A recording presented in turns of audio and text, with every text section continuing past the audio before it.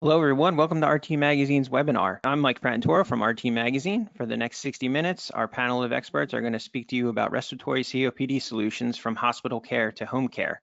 Today's webinar is sponsored by Dynarex. As I mentioned, today's sponsor is Dynarex. Stay tuned for a message from them later on in the program, but you can learn more at dynarex.com.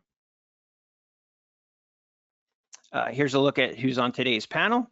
We have Paul Nuccio, John Burns, Sarah Lyons, and again, I'm Mike from RT Magazine.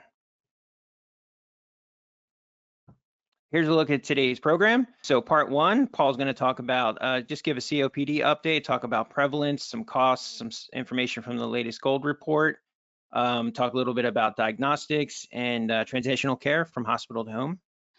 Part two, John and Sarah are going to speak about COPD respiratory solutions for hospital care and home care.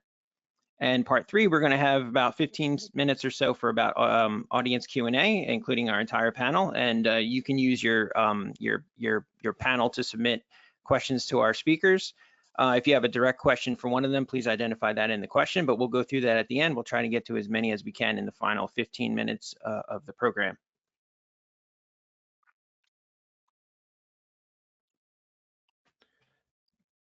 So with that, we have a lot of information to get through, so I'm going to jump right into the presentations. I'm going to introduce Paul Nuccio.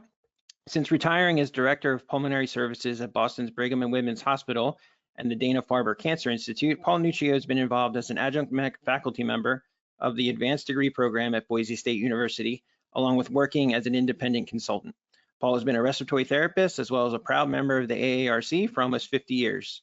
He has a master's degree in leadership from Northeastern University, and he's a fellow of the AARC.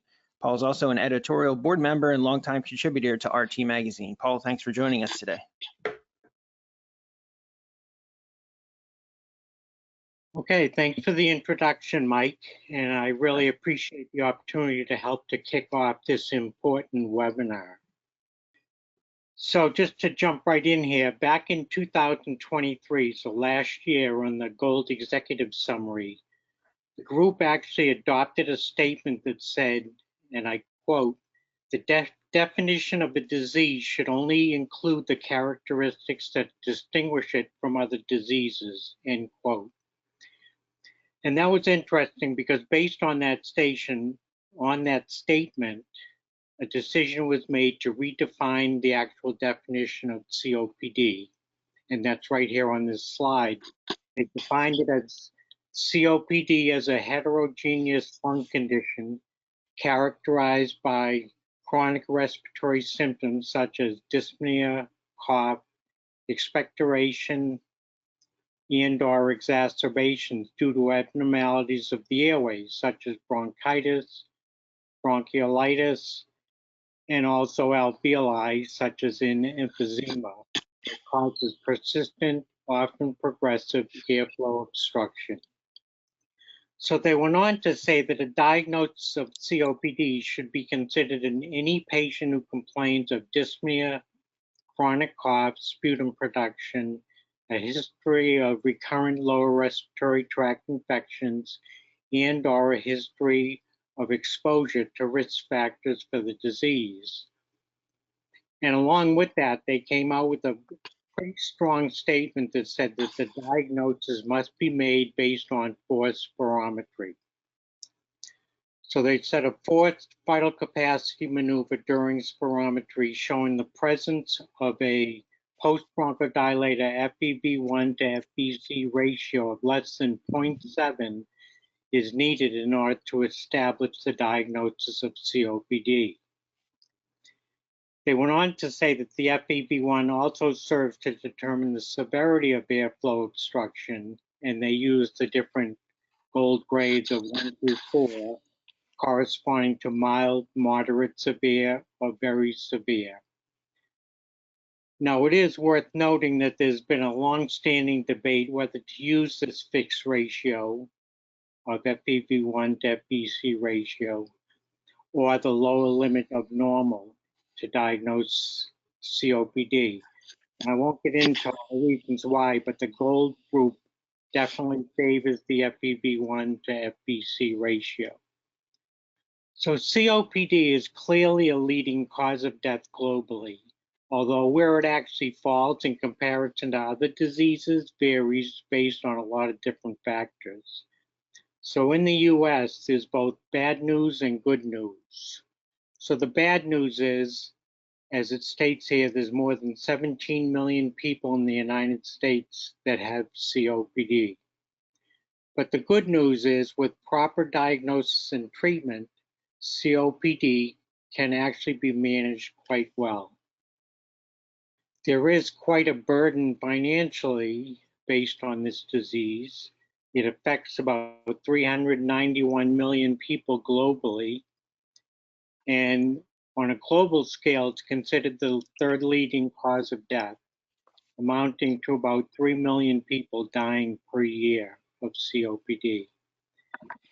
And in terms of cost, as it shows here, $2.1 trillion, were spent in 2010 associated with COPD.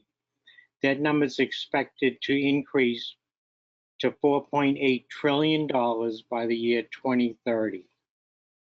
And you can see by this slide that hospital admissions based back to the year 2002 have been steadily on the rise and continue to rise, and there's no change in that expected. So evidence supporting a reduction in mortality with both pharmacotherapy and non-pharmacotherapy in COPD patients. There's quite a bit of information out there. So looking specifically at the non-pharmacotherapy, interventions such as smoking cessation, pulmonary rehab, long-term O2 therapy, non-invasive ventilation, and in specific cases, lung volume reduction surgery have all worked to improve outcomes. This slide just shows some of the different levels of evidence that we look at when we consider, particularly in this case, the evidence for COPD treatment. And you can see by this slide that evidence categories A and B are really the strongest levels of research, although the other two contribute to the literature as well, or to the evidence rather. And you can see by this slide, there's very strong evidence for pulmonary rehab as well as physical activity. And that's really important to note because with what we're seeing in pulmonary rehab these days are a lot of programs closing because of poor reimbursement or for a variety of other reasons. But the strongest evidence is really there to support the use of pulmonary rehab. So this is a study that was published last year in 2023 that looked to systematically review the effects of transitional care programs on healthcare use and quality of life in patients with COPD. And what they found was that the relative risk of COPD readmission was actually lower in the intervention group.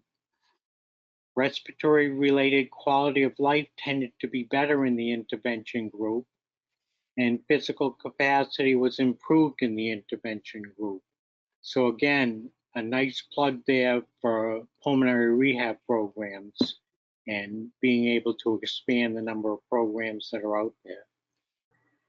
Okay, finally, and this is something that I wish was in place when my own mother was dying of COPD back in 2011, and that is end of life and palliative care.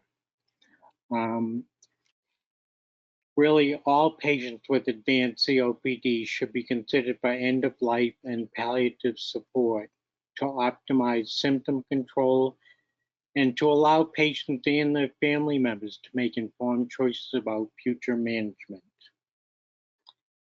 And with that, I will turn things back to Mike.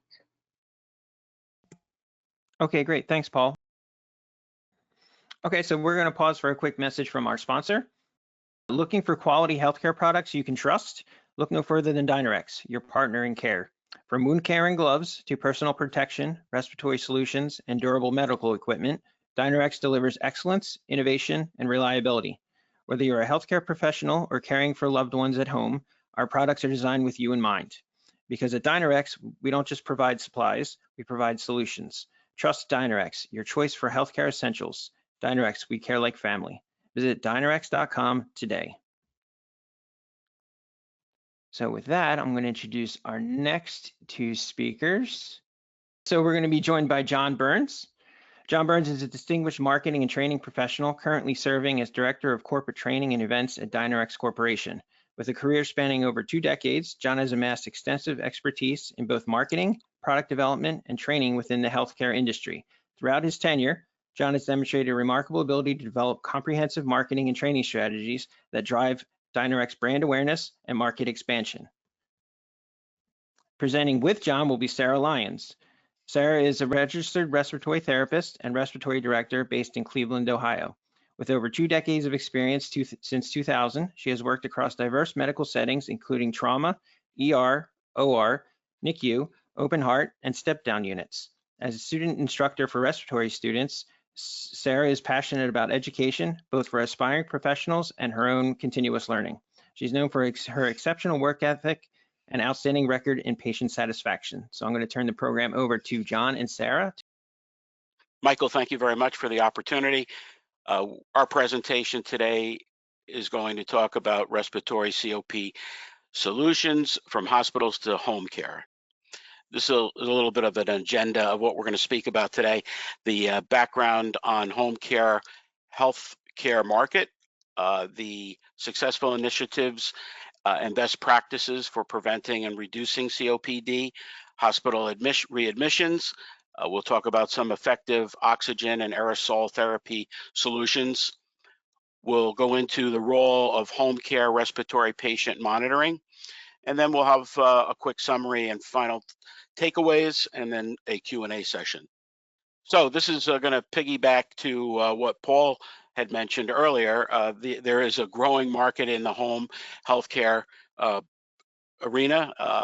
We established, there's an estimated, it's estimated that there will reach $383 billion in revenue by 2028. The home care services are expected to grow exponentially over the next 10 years between 2021 and 2031. This expansion, as we know, is not just about the growing aging population, but there are many other factors that come into play. We'll mention those in the next slide. So the home care medical device market outlook in 10 years, what is the growth outlook for North America in the home care medical device market? Well, there's lots of opportunities, and the North America is estimated to capture 33.2% of the overall home care medical device market, owing it to many things. Of course, with the various types of things since COVID has arisen. We have respiratory diseases, a variety of those, COPD, chronic diseases such as asthma, diabetes, and blood pressure would also be a contributing factor to the growth of this market. So with that, we're going to begin with some successful initiatives and best practices for preventing or reducing COPD and hospital readmissions. I'm going to hand it over to Sarah. Thank you, John. COPD is a chronic lung disease that affects the inhalation by limiting the airflow in the lungs, making it hard to breathe. There are 2 common conditions that go together that are combined with COPD, and that's chronic bronchitis and emphysema. And those symptoms include shortness of breath, wheezing, a long-standing cough, and fatigue. And that cough can be moist or dry. COPD patients have been commonly referred to as blue bloaters. And the reason for that is because with chronic bronchitis, it can cause severe difficulty breathing with decreased oxygen in the body, and it often would cause the patient's skin and lips to have a bluish tint to it. When a patient has a COPD exacerbations, their symptoms worsen rapidly. A severe COPD exacerbation often requires emergency medical care and can be life-threatening.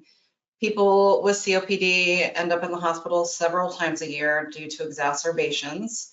And often COPD is caused by inhaling pollutants, including tobacco and secondhand smoke, fumes, chemicals, and dust that are found in work environments. Even genetics play an important role of that. Patients can have a condition called alpha-1 antitrypsin deficiency, and that is a condition where the body does not make enough of the alpha-1 antitrypsin protein that protects the lungs and liver, which can lead to COPD and also cirrhosis of the liver. The biggest thing to know about COPD is there is no cure. The symptoms can be managed and things can be done before you get it to prevent yourself from getting it. And the symptoms are different for most people. Things to watch for are increased shortness of breath, frequent coughing, wheezing, chest tightness, and unusual tiredness or fatigue. When a patient has an exacerbation, their lungs get more damaged with every COPD exacerbations. More women than men die from COPD, but tracking your treatments and symptoms can slow the progression and control the symptoms. So the number one way to prevent COPD is to stop smoking. Even though you can get it from secondhand smoke, smoking is a high factor in getting COPD. The most successful way to prevent a COPD exacerbation is to prevent respiratory infections. And how you do that is to have antibiotic therapy and also getting into pulmonary rehab to improve symptoms, your quality of life, and physical and emotional well-being. Physical activity is crucial for COPD patients. Another thing that is equally important for COPD patients is to have a good diet. Patients that have excess salt, sugary drinks, dairy, fried foods, lunch meats, those are examples of foods that can irritate the lungs. And when that happens, it causes more mucus than normal, and it could cause a COPD exacerbation. And one of the biggest factors that patients need is education. Education should be implemented as soon as a patient is diagnosed. It should have a personalized written action plan and focus on self-management, which could lead to reduction in hospital admissions, ED visits, and physician visits. Lack of follow-up after the hospital is a huge risk factor for patients with COPD, and studies have also shown that patients that don't follow up are more likely to be readmitted to the hospital than those that do follow up with their physicians. Education for COPD patients should include appropriate inhaler technique, which may include a spacer, and different medication options for the inhalers, nebulizers, steroid treatments, antibiotics. It should also include breathing exercises, dietary guidelines, smoking cessation, vital sign and peak flow monitoring, and compliance with physician's orders. There are many ways to treat the symptoms with the help of respiratory therapy and respiratory equipment. And with that, we are going to discuss some of the respiratory equipment that is offered by Dynarex to help with the management of COPD patients. Breathing treatments. So most patients with COPD will take daily breathing treatments or use daily inhalers. And the use of a nebulizer is vital to these patients, as well as inhalers if those are available. But in order to use those nebulized meds, patients will have to have a compressor nebulizer. There are 3 different types of compressor nebulizers, and they are available for both adult and pediatrics. There is the Elite, the Compact, and the Compact International, which has a different adapter to plug in.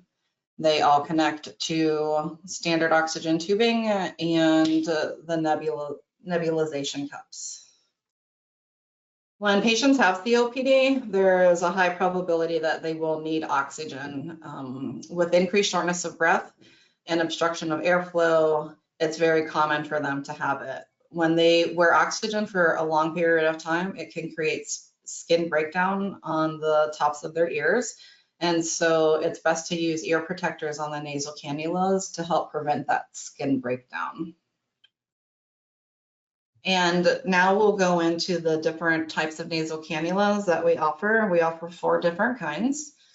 The first type of nasal cannula is the standard tip. These are non-flared nasal prongs with the standard tubing, and these come in sizes from pediatric to adult. The flared tip nasal cannula is typically only for adults, and these are for patients that have larger nares. The flared tips keep the oxygen where it's supposed to be and doesn't allow it to be stuck in the nares. Then there's the cushion tip, and that is offered from neonatal, infant, pediatric to adult sizes. And those are just softer nasal prongs that add comfort for the patients.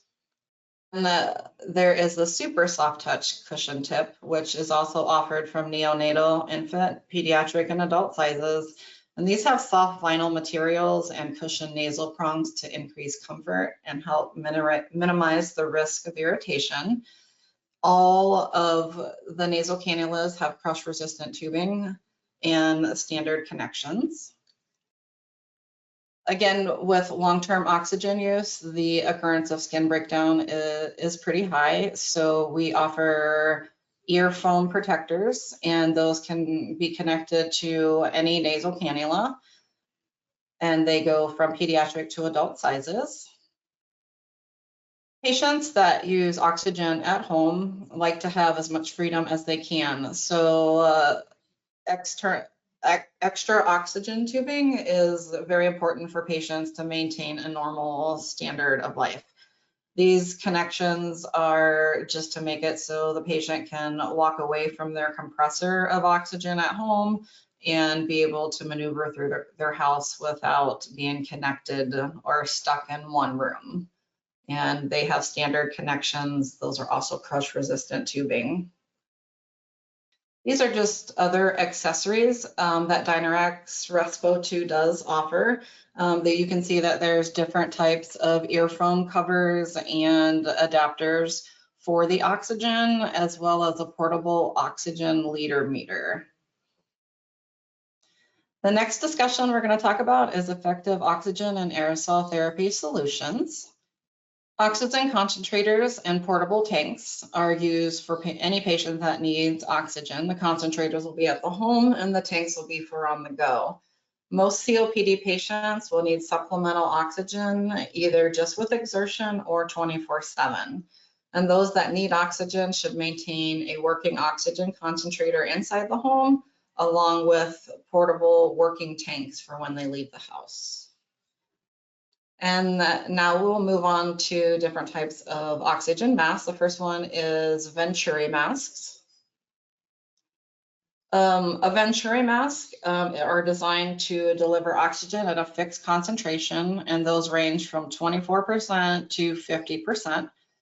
Each adapter has a different color that correlates with the amount of oxygen that will be given, and an easy turn dial to change the amount of FiO2 that is being delivered. Those also come in pediatric and adult sizes with formable masks and oxygen tubing. Oxygen concentrators. So these are what patients use in the home. The oxygen concentrator features a flow range from 0.5 to 5 liters per minute. It is quiet and will connect to any oxygen cannula or extension tubing. It is also available to have a dry bubble humidifier. There's connections for it, and you can also use sterile water pre-filled bubblers for this to create more moisture for the oxygen. Oxygen is one of the driest gases, so a lot of patients will need extra moisture for that. And these are the oxygen concentrator accessories. You'll see the first one is the pre-filled bubblers that they can use, and then the dry bubble humidifier, which is what they would fill on their own, and then the different connectors that are used for those concentrators at home. Oxygen cylinders. These are what patients will take on the go. There are many different types of cylinders, and you'll see here that the most used type of oxygen cylinder that patients use in facilities are the E-tanks. But when they are out and about, those get pretty heavy, so we offer a variety of different sizes. And along with those oxygen tanks, those all have to have an oxygen regulator with them. And each tank has a different regulator that will go with each specific tank. And these are very easy to use. It shows you if the tank is full or if it's empty. And those are all found on the Dynarex website. This is the flow range chart for the different tanks and the outlets for the tanks. This table can be also found on the Dynarex website. The 50 PSI compressor is a new introduction from Dynarex Respo 2. This is a pretty awesome little gadget here. It offers up to 50 PSI, so it can run high flow. It can be used for IPBB treatments and also for patients that have artificial airways. It connects with the corrugated tubing, and it's quiet, and it's ideal to use with heated nebulizers, humidifier nebulizers, and mist tents. You will need some accessories if you have the 50 PSI compressor at home. Again, it does require the corrugated tubing, which helps collect the rain out from the humidity, the extra moisture that gets caught in the tubing. And then it's used with a large volume nebulizer. And the large volume nebulizer has a Venturi adapter on the top, much like the Venturi masks. And you can set it to the desired amount of oxygen that you want, from 28% to 98%. They're clearly marked and very user-friendly. Dynarex also offers aerosol masks. So the aerosol masks that are featured here today come in infant, pediatric, and adult sizes. There's the standard aerosol mask, the elongated aerosol mask, and those are soft and flexible to be able to form them to the patient's face. And then there's also a face tent that is offered. And the face tent is a lot of times used for patients that are claustrophobic, that cannot take anything on their face, patients with burns or any type of facial trauma or injury. And the oxygen comes from below, and it'll blow straight up into the patient's mouth and nose. And then to deliver aerosolized medications, patients will use small volume nebulizers, and those come with the 6 cc cups. And those can be used with the aerosol face masks that we just saw on the last slide. They also can be used with a mouthpiece, which is often called a T-piece. And the 6 cc cup can also be connected to the spring-loaded T, and that is used a lot of times for patients that are on ventilators, that have artificial airways. And then they also offer a pacifier elbow, which is a pretty cool little thing. The old school way of giving a breathing treatment to an infant would be to kind of chase them and do blow-by. This actually connects to the nebulizer itself and acts like a binky for the infant. And this just shows you again the different pictures of the nebulizers in the cup and the different configurations that they come in. And those can also be found on the Dynarex website. Home care and respiratory patient monitoring. This is a huge educational aspect for patients to track their symptoms. Real-time monitoring is essential for private duty home care for multiple reasons. It helps agencies and the caretakers ensure timely interventions. It improves nurse performance and treatments. It can enhance communications with the patient's primary care provider. It'll help manage resources that are necessary for the patient's care. And it can also ensure compliance with regulations and standards of care as well. Patients that are on oxygen are usually checking what their pulse ox is. A personal pulse ox is very important for patients to have. When they're not in the hospital, they should have that with them. Decreased pulse ox readings can quickly develop into an exacerbation. Also, many COPD patients will have a BiPAP machine at home that they use. When a patient with COPD goes to the hospital, it's likely that they will attempt BiPAP therapy on the patient prior to intubating them. And the reason for that is that it is very hard to get a patient with COPD off of the ventilator. And approximately 40% of COPD patients that end up on a vent will fail at their first time weaning, and some will never come off the ventilator. The personal pulse ox just slide on the fingertip. They come in adult and pediatric sizes. They are reusable. The FEV1 stands for forced expiratory volume in 1 second, and it measures how much air you can exhale from your lungs in 1 second. When patients are being monitored, they see when their lungs are starting to have problems, sometimes before the patient even feels it. The FEV1 will start to drop. The patients feel like they need more oxygen, and they call that air hunger. So it's important for them to have a way to monitor the amount of oxygen in the blood. This is where that pulse ox will come into play. COPD patients should check their oxygen levels frequently and use their peak flow daily. And keeping a record of these things will help the physicians ensure that goals of treatment are going to be met. Peak flow meters, low and full range. Peak flow meter is a helpful device that can keep the patients on track with logging their exacerbations and knowing when they need to go to the hospital or even call their physician for advice. This device measures a patient's ability to push air out of their lungs. And if they do it daily, monitoring their peak flow can be a useful tool in identifying COPD patients that are predisposed to worse outcomes. If the patient is in the green zone, they are in good condition and their peak flow is about 80 to 100% of their own personal best. If they are in the yellow zone, they are either getting worse or not keeping their COPD under control. If the patient finds themselves in the yellow zone, their peak flow is only 50 to 80% of their personal best. And if they are in the red zone, they are in a severe state, with their peak flow being less than 50% of their personal best. And patients that find themselves in the red zone will likely also find themselves in the hospital. There is a low flow peak flow and a full range peak flow meter.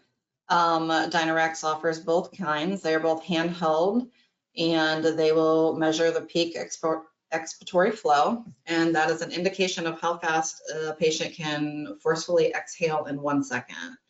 They are lightweight, durable, and these are what the patients will use daily to help track their changes in their breathing.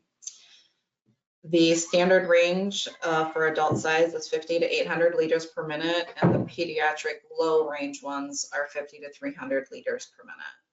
Depending on the severity of COPD, the disease may play an important role in the risk of high blood pressure. Patients with COPD can have significantly higher blood pressure levels at nighttime, and that is why a lot of COPD patients have a BiPAP or CPAP machine. And the reason for this is the obstruction of airflow. COPD causes airways to thicken, which will reduce the amount of oxygen getting into the lungs, and that can cause the arteries around the lungs to narrow. Too much narrowing will cause high blood pressure, and patients should know their usual blood pressure and ensure they keep track of it as an effort to keep them from having a stroke or finding themselves back in the hospital. So patients will also need to monitor their blood pressure at home. So Dynarex offers digital blood pressure monitors. They'll give systolic and diastolic pressure and pulse rates. The blood pressure features a 200 memory storage with digital readings. And they also offer traditional blood pressure kits that come in a variety of sizes. and those would be used with a sphygmomanometer and a stethoscope to take that pressure. Incentive spirometry treatment, which is often called IS, when done correctly, it is a crucial part of exercising the lungs and maintaining lung health. If it is used correctly, it can loosen mucus from the lungs. Deep breathing will prevent mucus and fluids from building up in the lungs, which will prevent further lung complications. Dynarex offers 3 different types of incentive spirometers. They are all handheld devices to help improve lung function and minimize the risk of postoperative respiratory complications. The compact spirometer is used when recovering from prolonged anesthesia, surgery, extended bed rest, and for patients with COPD. And the different types can be found on the Dynarex Respo 2 website. Wow, that's great, Sarah. Really appreciate all the great information. The Dynarex Respo 2 line is one of the most comprehensive respiratory product lines in the industry. And you can go to our website, dynarex.com, for more information. I wanted to mention about a very impressive category of products that Dynarex offers to complement our Respo 2 line, and that's a whole line of durable medical equipment for the home care market. And that encompasses home care beds, mattresses of all types, mobility products, wheelchairs, canes, crutches, walkers, rollators, knee walkers, a whole line of bathroom safety products, accessories, and a lot more. So the final summary and takeaway, Dynarex offers one of the most excellent respiratory product solutions for the COPD care. And one of the things to mention is that for more information, the dynarex.com website has a lot of information on more products and information. We have been very consistent over the last 50 years with great quality and value. We have an extensive sales and product training area in the company called Dynarex University. You can inquire about that, review all of our digital catalogs and sell sheets, which are on each product page. And watch for Dynarex in the news. We're constantly introducing new products, and there's many press announcements that go out. And check out our bi-monthly Dynarex blogs, which is really great. You find a lot of information on those. And like us on social media, we're constantly on social media introducing information to our audience. So I want to thank everyone for listening in today, the audience. I just want to mention one thing, that Dynarex sells exclusively to distributors and can assist you in partnering with the right distributor in your area. So you can contact us for more information on the 2 emails below or our website. Great, thanks John, thanks Sarah, and also thanks Donna behind the scenes. All right, so yeah, we're gonna open up for Q&A for the final 15 minutes or so. If you have any questions, you can use your dashboard to write those out for the panelists. We're gonna go through some of those momentarily. But just as people are filling out some questions for our panel, I had a question about sort of just an overview of COPD prevalence. There's a perception out there maybe that it's a rare disease, but the truth is it's probably the 3rd leading cause of death in the United States. So what can the industry do? This is for everyone. What can the industry do to sort of raise awareness of this disease? I know there's COPD, World COPD Day, which is coming up in November, but what can the industry do to sort of raise awareness for this disease and to get people diagnosed earlier? Because we know early diagnosis can affect outcomes in a very positive way. So I feel that the biggest way for patients to make sure, or to try to attempt to not get it, because you are correct, it is not a rare disease. It's one of the most common type of lung disease, is to not smoke limit their exposure to secondhand smoke, and also knowing their surroundings and their genetics, making sure to have routine follow-ups with physicians, and just expanding their knowledge on the different things that can affect your lungs. You know, a lot of times patients don't understand that every single thing that they do will affect their body in a particular way. And, you know, with COPD not having a cure, just enforcing that they know that there is no cure for it, and they will be for the rest of their life maintaining their symptoms and trying to avoid exacerbations. And Mike, also, I might add that Dynarex often sends out information on our blogs to raise awareness about COPD. So that's something that they can look for, the audience. Hey, Paul, I don't know if you had anything to add to that about raising awareness in the industry. If not, we can move to the next one.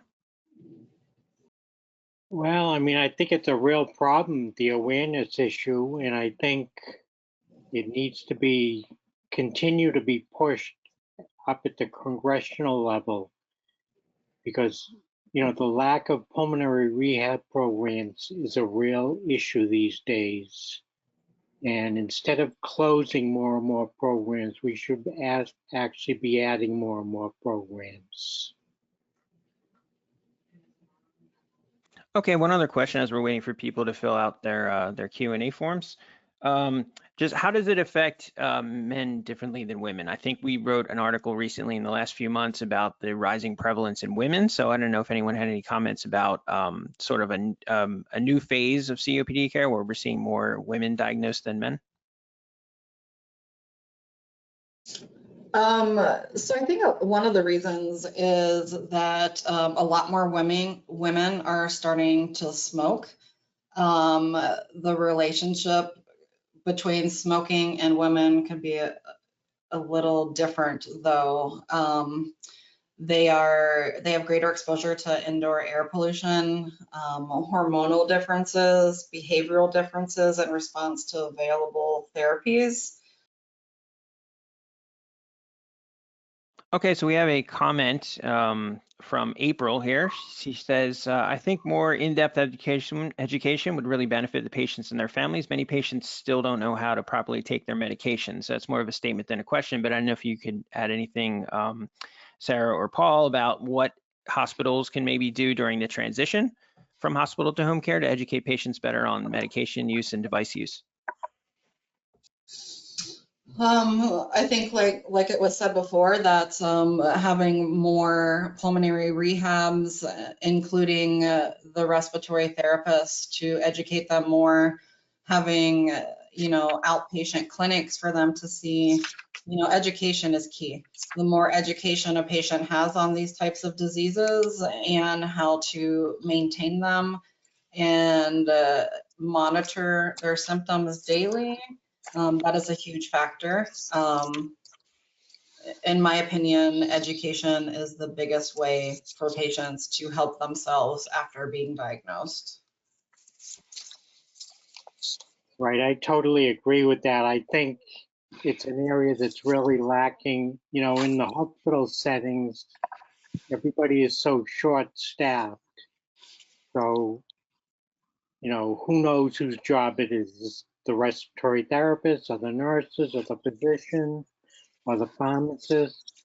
I know, you know, if you get a prescription for an inhaler in the hospital to fill at home, you go to the pharmacy, and in most cases, they tell you take two puffs 4 times a day. Here you go. And there's really little or no education at all on that. I agree with that wholeheartedly. And a lot of patients can't sync their breath with the inhalation of the medication. And so a lot of that medication with inhalers gets wasted. I am a firm believer in spacers for patients that cannot coordinate their breath with that. And so, yeah, just even from the pharmacy to home, there's that lack of education there. And even though it comes with written ways, written directions, how to use it, some patients don't understand that. They actually have to have somebody show them. Okay, so we have some questions rolling in. Thanks everyone for that. A question from Kenneth. He asks that now that more sicker patients are going to LTACs, do you feel this will affect home care negatively? So he's saying more people are going into long-term acute care facilities. Well, that is true. The patients that are going to the LTACs are increasingly more sick, and we all know that insurance kind of dictates that. So when they get discharged from the LTAC, even if they're not ready and they can't go home yet, then they go to a skilled nursing facility. And depending on the severity of their disease and the type of disease they have, where they go, their education and their care is going to be totally dependent on those people. And when they go home, it's up to them to continue to follow up with their physician and to track their symptoms and maintain that. Another thing that really affects patients is a BMI. Patients need to be up and moving. So I think it starts from the hospital to the LTAC to the SNF. Every care provider needs to be that educator for those patients. So the patients are in the know and they feel that they have control over what they can do to prevent exacerbations. Okay, we have another questions coming in. So this one's from Giatsna. They ask, can you comment on remote patient monitoring in COPD as this is helping save lives and lower readmission rates? So just any more information on remote patient monitoring for COPD patients? So in my opinion, I think it is depends on what type of remote monitoring. Some places have very high-tech telehealth machines, and that is where the physicians can actually hear through the stethoscope that's connected to that machine and not be in the same room with the patient. And we can connect them to heart monitors, and they can see them on the screens, and they can see the blood pressure automatically. So I think it depends on the type of telehealth. Just a regular FaceTime call, I do not think is a great way to help patients. I think telehealth and virtual visits for patients that are unable to get to the physicians is a huge benefit for them and will help them a little bit. But without a physician being able to hear and listen to the patient, to their lungs, and also to them, that's a huge disconnect. And I think a lot of things can be missed with that. But I do think that telehealth is emerging into something a lot more. And in the future, I'm curious to see what that would be like.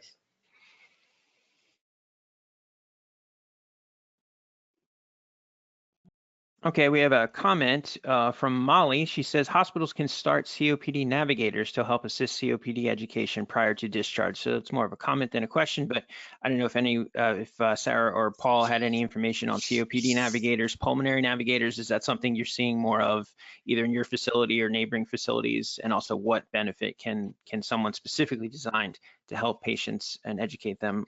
What could that do for the patients?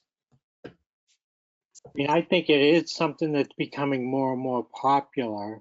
I think, it's difficult because of, hospitals are always looking to increase their billable items, and that may not be something that can be directly billable to insurance companies. So that's kind of a barrier.